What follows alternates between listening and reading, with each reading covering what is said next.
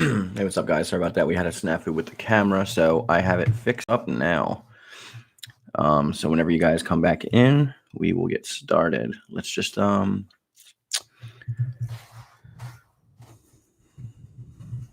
second while I share the link.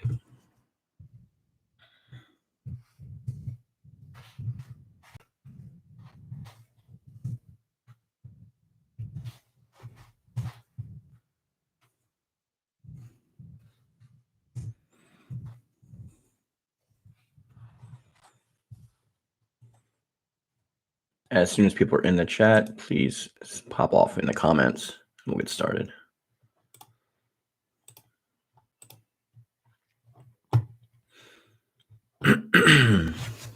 All right, so we're going to start because the video later will be uploaded directly to YouTube anyway, so we're just going to get started.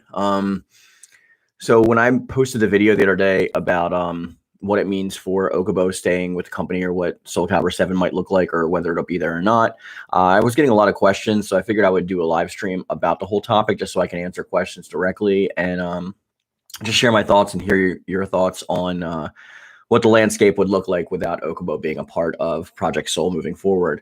I know a lot of people are worried about Soul Calibur 7, so we're going to get to that and talk about a bunch of other stuff. The stream will probably go for about an hour, so if you have any questions, just feel free to let me know in the comment section, and I will address them as they come up.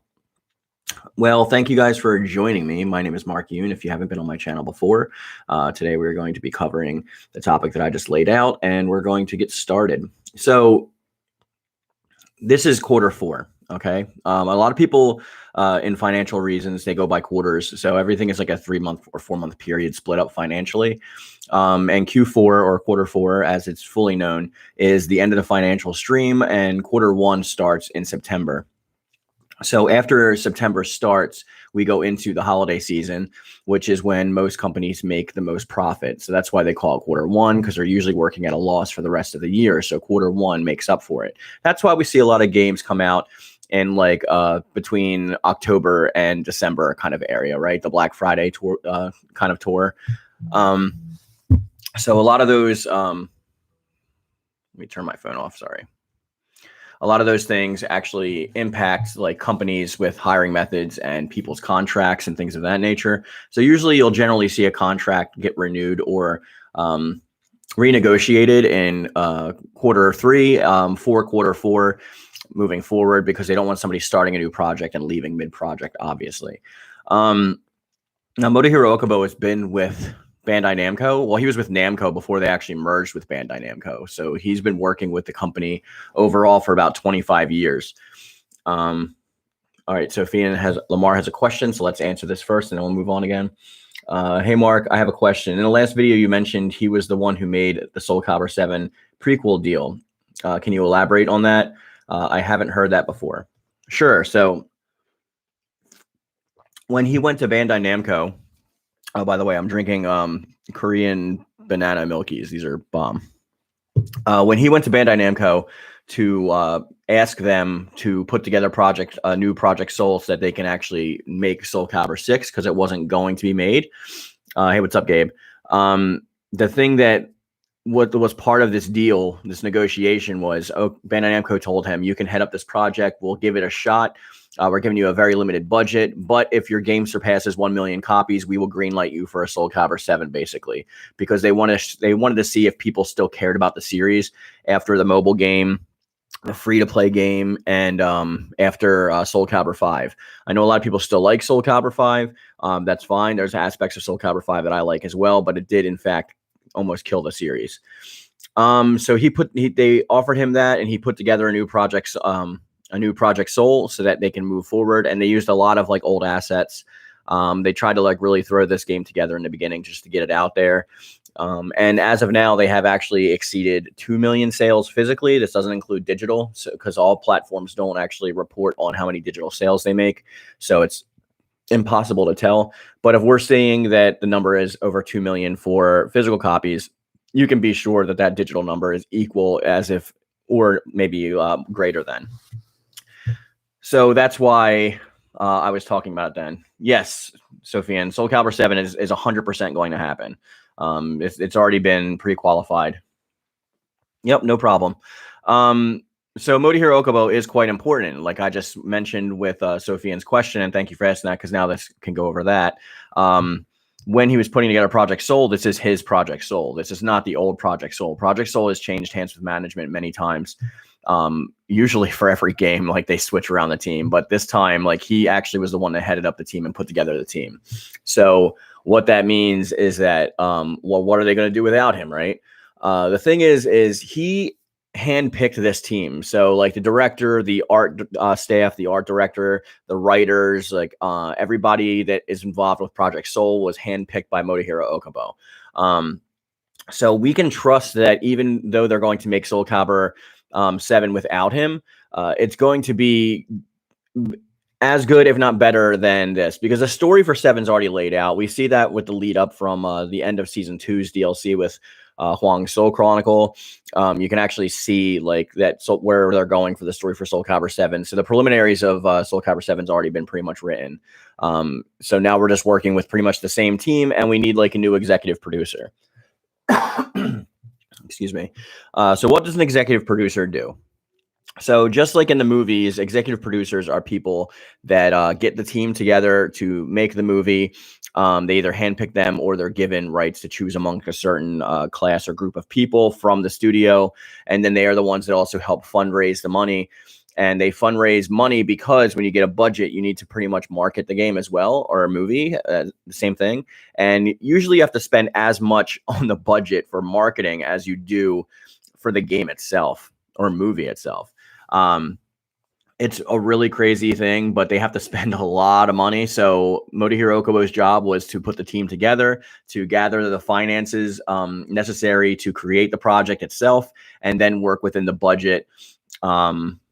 Yeah, basically. Raging It says, rest in peace, Soul Calibur again. No, we're fine. We're definitely going to get a Soul Calibur 7. I 100% guarantee it. For those of you who've been following my channel for the whole 4 years that I've been on here, I haven't really been wrong about stuff in the past. You can backtrack just to see for yourself.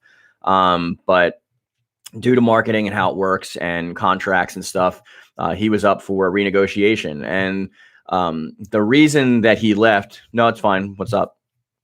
The reason that he left, a lot of people are like assuming nefarious cause, like, oh, so Bandai Namco must have done him dirty, right? Something like that. They actually like praised him when he was leaving. All of his colleagues did as well. He did as well. And that's not typically what happens when you have like a bad breakup like that.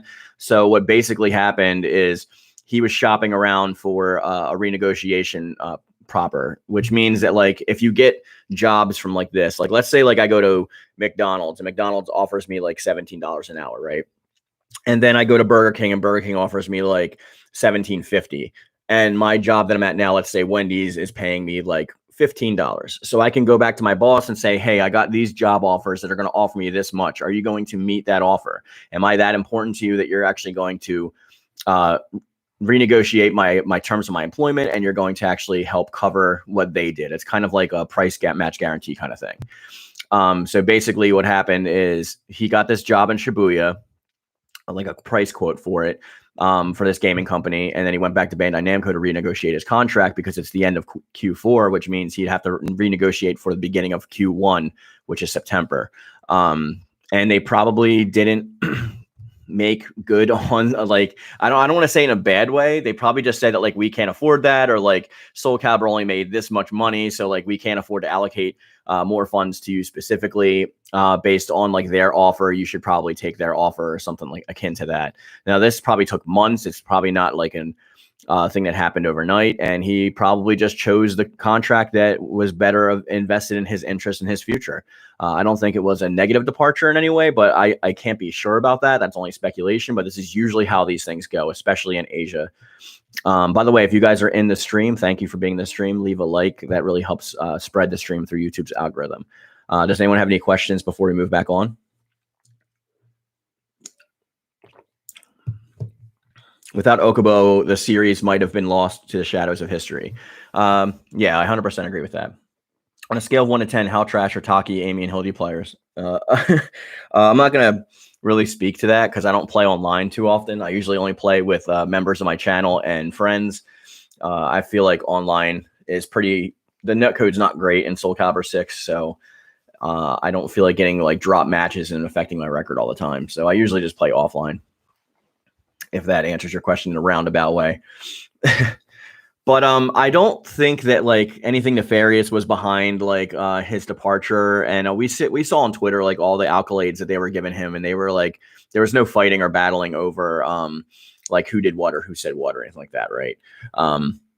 So moving forward, we have the same team that worked on Soul Calibur 6 in this current Project Soul. So all they need to do is get together a new executive producer who's going to follow the way that Okubo was running things, and his team will ensure that he does. Trust me, because the executive producer is only as powerful as the respect that they're granted. So if the team doesn't want to follow your wishes, they will go around you in their ways of doing that. If the executive producer is not following the same things the same way that they're going, they'll get rid of that executive producer. They won't hire them on, and they'll hire somebody who more keenly follows Okubo's vision. With the team Okubo-san picked, Solarflare 95 says, I think the series is in good hands. And that's what that whole video was about. Like, I just wanted to like assure people that like it is going to be okay. The next game is going to have at least double the budget because of the sales that it passed and exceeded. So as long as we get a good executive producer that knows how to actually fundraise and gather some money and help with the marketing department to actually market out Soul Calibur 7 to what it's supposed to be, then I think we're going to be fine.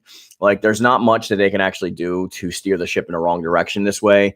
It's usually mostly up to the directors, actually, not the producers. And the director is going to be the same for Soul Calibur 6. So I think that we're going to be okay when it comes to that. Honestly, I don't think there's going to be much of a deviation there. Hey, Devontae, how you doing? The director is really like the 100% person that drives the ship. The executive producer usually works behind the scenes to work with the team and put the team together. So that's why you saw Okubo on social media all the time, like talking about stuff. Whose idea was Soul Calibur 5? I forget the guy's exact name, but I can tell you what he did. Hold on. Let's look this out together. Hey, Google. Who was the director of Soul Calibur 5? According to some information I found on Wikipedia.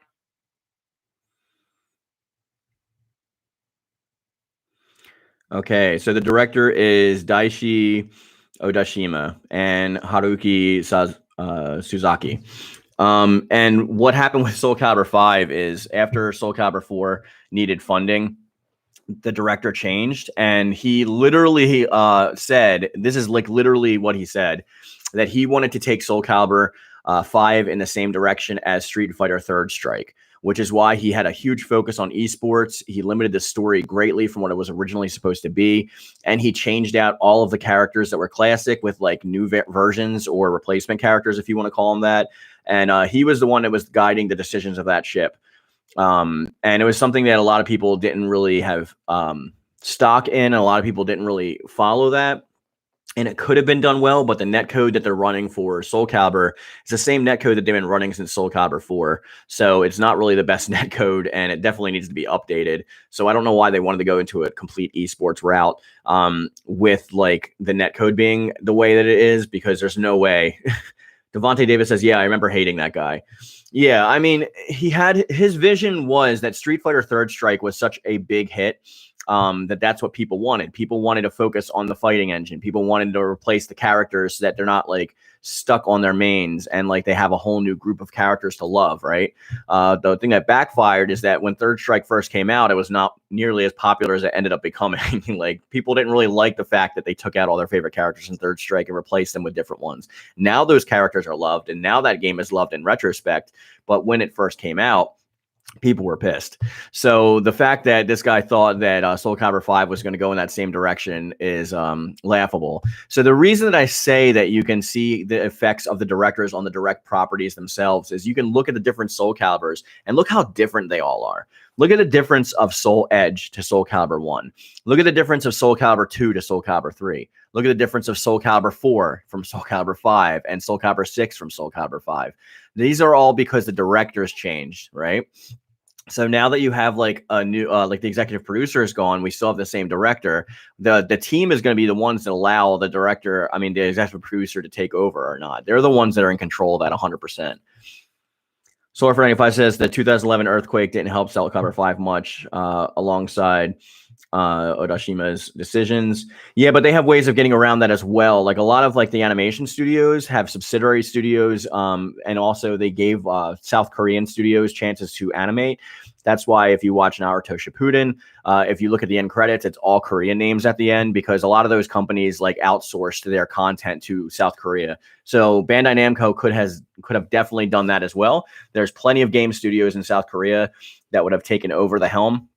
I don't understand why they didn't do that. They just decided to cut the story by 75% and focus completely on Odashima's like vision, which is fine. But I mean, like it's okay to experiment because sometimes your experiments like work out, like Street Fighter Alpha, and sometimes they win out in the end, like Third Strike. But Soul Calibur 5, I do see more people looking back on it more fondly than when it first came out. There's a lot of people, even in my community, that keep on saying like, bring back Pyrrha, bring back Patroclus. Like, I loved like Soul Calibur 5. It was my favorite one. Blah blah. I see a lot of people saying that. I don't agree with their opinions. Like, I actually think Soul Calibur 5 is probably the worst in the franchise outside of the character creator, because the character creator is the best in the series when it comes to that. But people are going to like what they want to like in retrospect. It happens a lot. I mean, there's been times where like Dragon Ball Sagas, for example, like I hated Dragon Ball Sagas when it first came out, but I play it all the time now because like it's fun to have that kind of different variation of gameplay. I'm not saying it's a great game, but people look at things different in retrospect. That's all I'm saying. Sophia Lamar says, has the current director work on any other Soul Calibur? No. All the every single Soul Calibur has had a different director. Every single one.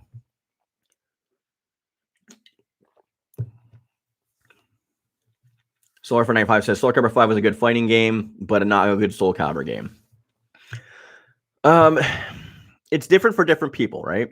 So while I personally agree with you, there's other people that would probably differ from our opinion. I think Soul Calibur is much more about the characters and the lore and the story that it tells.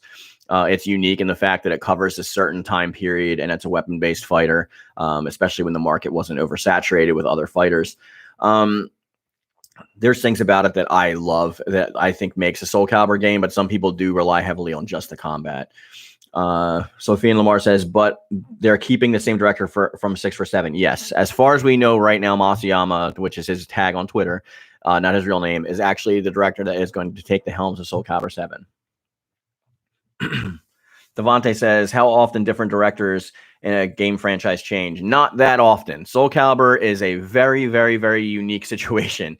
That's why I say you can't compare any other fighting game to Soul Calibur ever. People always try to compare it to Tekken. You can't. People always try to compare it to like Street Fighter. You can't. You just can't. It's so different. If you go back on my channel, I have a playlist called Mini Documentaries. If you look at the road or the bumpy road to Soul Calibur 6, that is a 36, I believe, or 40-minute long video that goes through all of the Soul Caliburs and talks about the team changes and like who was helming them and stuff like that. So if you want to find out, excuse me, want to find out more about this topic, you can check that video out.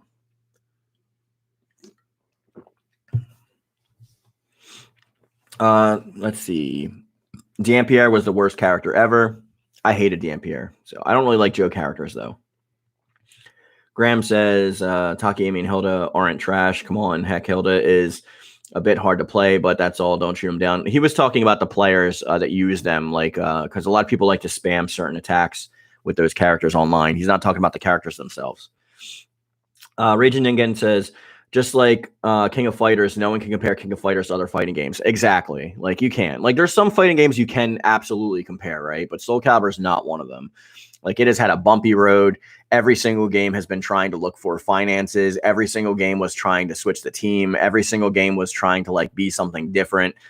And why sometimes they succeeded and sometimes they failed. You'll know that they did that. You know the difference because if you ask anybody who plays Soul Calibur what their favorite Soul Calibur game is, it's different from person to person. If you ask a lot of people in my community, some people will say Soul Calibur 2 was the pinnacle. It was the best one, right?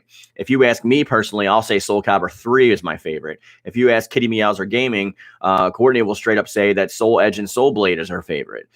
We all have different favorites for different reasons. I mean, there are some people that even say Soul Calibur 5 is their favorite. I mean, to them, that's fine, to each their own. But I mean, at least for me, objectively, I don't think that's the case. But I mean, like I said, I love 5 for certain reasons, but it's not like I don't go back to play it all the time like I do 2 or 3 or even Soul Blade.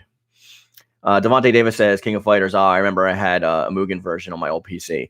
I love King of Fighters, especially what was it, 12 or 13? The one that had like the teams. You had like a team of 3. I just wish you could mix and match the teams. But yeah, hopefully the new King of Fighters will be good. Any other questions for like how the marketing or stuff works? Devontae says Soul Calibur 3 and Soul Calibur 2 are my favorite. That's the most generally accepted answer. Yeah, I agree. But I mean, if you had to pin down one favorite, like that's usually what people go with.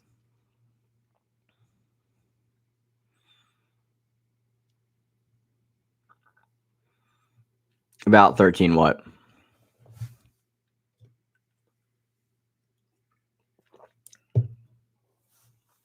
By the way, after the stream, the members are going to have a play session with me. So if you want to get in on that, you can drop a one-time super chat, or you can join the channel and you can definitely play with us. I love how whenever I mention that, people drop out like immediately. It's like my favorite part of the stream. There is 11 people currently in here. If you guys would like to like the stream, that would greatly help me out. I appreciate it. Thank you. Solarfire says, would you consider guest characters a gimmick? I 100% would consider guest characters a gimmick because they get people in the door. Devontae says Soul Calibur 3, all-time favorite. Too much content not to be. I tracked down the game for years until I found it again. Yeah, dude. I mean, there's so much content in Soul Calibur 3. It's ridiculous. Between like Chronicles of the Sword and like all the other single-player modes that are in there. I just love it. Calibur 75 says, my favorite right now is Soul Calibur 6, but before that, it was Soul Calibur 2. Yeah, I hear Soul Calibur 2 a lot often, too. I think Soul Calibur 6 is probably my third favorite. My first is Soul Calibur 3. My second is Soul Blade or Soul Edge. And then my third is probably Soul Calibur 6. It would be Soul Calibur 2 if the guests weren't, like, split up, probably. Like, I had all 3 versions, but now the only version that I have is the Soul Calibur 2 HD one that's on the PS3. That has Spawn and Heihachi, but that has no link because of the licensing wouldn't get renewed. Malcolm Smith says, in my opinion, the series was okay, but enough work wasn't put into it so that the series could live and thrive. Then adding in killing characters that were mainstays and then COVID guaranteed. You mean for Soul Calibur 6 itself, Malcolm, or do you mean the series as a whole? Soulfire says Soul Calibur 6 is actually my second favorite. Yeah, it's laudable. I mean, they did a lot with what the little they had. Sophie Lamar says Soul Calibur 3 definitely was the best in my opinion, although it was missing a guest. Technically not. Okay, so here, with Soul Calibur 3, they were supposed to have Dante from Devil May Cry as the guest, but last minute talks fell through because I think they actually outsourced Dante out to somebody else during that time. It might have been Beautiful Joe, but don't quote me on that. So they actually had costumes that are in the game for Xenosaga, where you can make Telos and the other girl, I always forget her name. But so there's pseudo guests in there, but it was supposed to be Dante, and he's not. He never made it. Just like in 2, instead of Heihachi, it was supposed to be Cloud from Final Fantasy, but it fell through, so they last minute threw Heihachi in. Yeah, the custom fighting style is one of my favorite aspects of that game. The fact that you have to Cosmos. Thank you, Solar Flare. I always forget it. Hey, Reckless Navigator, how you doing? The fighting system, how you like start with a basic version of that fighting style and level it up to get new combos and moves, and then unlock the I don't want to say final variation, the soul of variation, which is like the exact clone of the character you're trying to emulate. But I actually like the custom ones a lot better. Like sometimes like Taki's, right, where she could throw fireballs and stuff. Like it was so much cooler than Taki's original style. You can read up the chat while it's there, Navigator. We were just talking about Okubo leaving Bandai Namco and Project Soul for another gaming company and what that means for Soul Calibur 7 and things of that nature. If you did miss anything, this will be up as a regular video after the stream, so you can always watch it back at that time. And if you have any questions in the chat, now is the time to ask them. Raging Ningen says, still bummed out that Huang didn't get into Sam Show, though. Well, I don't think they would put a non-main character in Sam Show. Like, it would probably be Mitsurugi, if anybody, that would go over. Reckless Navigator says, oh, okay, and sweet. Yeah, thanks, bud. Silverfish says, I agree. I missed the create a character exclusive fighting styles. Malcolm says, I'm talking about Soul Calibur 6 and then the series as a whole because most games live off the fact that their legacy games are well known and respected. So Soul Calibur dropped the ball in way too many. Well, like I was saying before, it depends on your opinion whether like they drop the ball with certain aspects. That's why I was just talking about, like, everybody has a favorite Soul Calibur. It's for different reasons, right? Like Soul Calibur 2 didn't have create a character, so it automatically goes under Soul Calibur 3 for me, even though the fighting system is probably better and superior. And I do like the labyrinth style fighting that they had in that one mode where you fight Night Terror. There was a lot good to that. And also the guests being split up to console exclusive versions was not fun for me in 2. But Soul Blade is a pretty awesome, perfect game. It had great cinematics. Like, you can drop your weapon and fight with hand-to-hand combat if like you got your opponent's weapon out before they picked it back up. There's a lot to that game. It started the lore. I mean,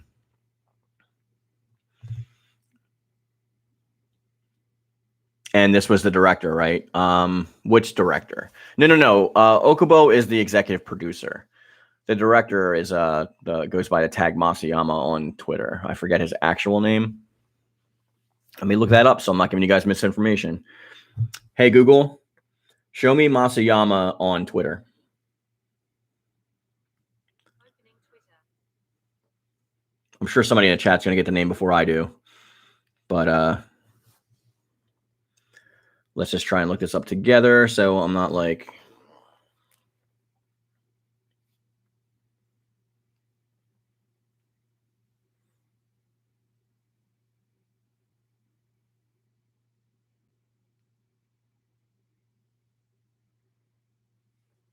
All right, so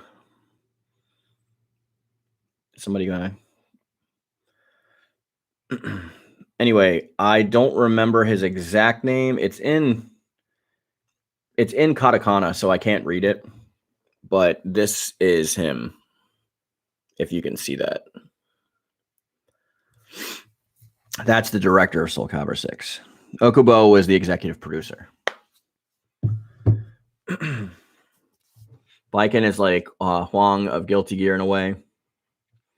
I'm not too much up on Guilty Gear. The last Guilty Gear I played is Zard. That's it.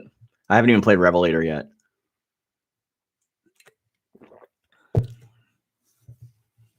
Demon Slayer says 2 would probably be my favorite if the version had Link was ported to the Wii U. Well, they wouldn't do that because Nintendo is very stingent when it comes to their licenses. Like, once the license ran out for Link, like, they weren't going to give it back to Bandai Namco unless they charged them more for some stupid reason. Let's see. Calibur 75 says the 3 extra modes they have in Versus mode on Soul Calibur 6 would be nice if they had online also as an option. Slippery, Blow Away, and Ring Out. Yeah, all those modes though you can still do in Libra of Souls, and there's technically an online aspect to it because if you go to any of the portals, you'll get real people's creative characters to come through. They're going to be controlled by AI, but it gives you a similar feel, I guess I want to say.